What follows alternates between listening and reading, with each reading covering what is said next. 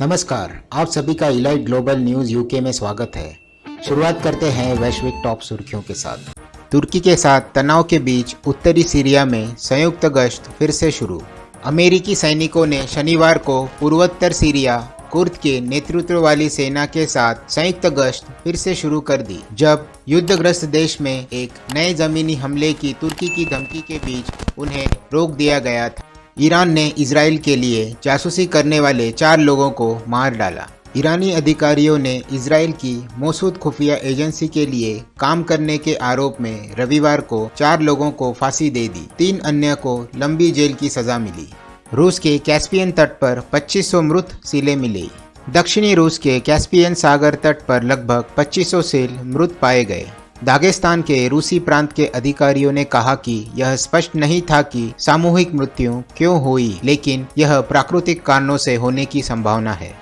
UK को सहारा में विशाल पवन और सोलर फार्म से जोड़ने के लिए 18 बिलियन पाउंड की परियोजना में 1 वर्ष की देरी हुई। वेस्टमिंस्टर में राजनीतिक नीलामी के कारण समुद्र के नीचे केबल के माध्यम से ब्रिटेन को सहारा में एक विशाल पवन और सौर फार्म से जोड़ने के लिए 18 बिलियन पाउंड की परियोजना में कम से कम 1 वर्ष की देरी हुई है। एनर्जी स्टार्टअप एक्सलिंक को उम्मीद है कि 3800 किलोमीटर केबल के माध्यम से ब्रिटेन की 8% ऊर्जा आपूर्ति प्रदान करेगा, जो मोरक्को को यूके से जोड़ेगी और जो 2030 तक 7 मिलियन घरों को बिजली देगी। इटली में 100 से अधिक अनौपचारिक चीनी पुलिस स्टेशनों में से 11 मौजूद। इटली दुनिया भर में 100 से अधिक नेटवर्क में सबसे अधिक संख्या में अनौपचारिक चीनी पुलिस स्टेशनों की मेजबानी करता है, एक स्पेनिश नागरिक अधिकार समूह की एक रिपोर्ट ने दावा किया।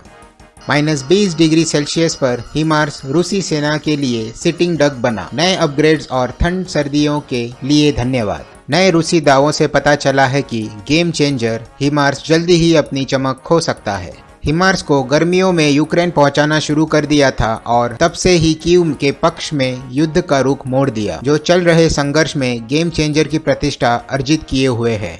अमेरिका के पेंटागन का पैसा यूक्रेन युद्ध के चलते खत्म हो सकता है। रक्षा विभाग के आंतरिक दस्तावेजों और इस मामले से परिचित अधिकारियों का हवाला देते हुए बताया कि पेंटागन विनियोजन में कटौती से यूक्रेन को अमेरिकी सैन्य सहायता में कमी आ सकती है, जिसमें तोपखाने और गोला बारूद शामिल है।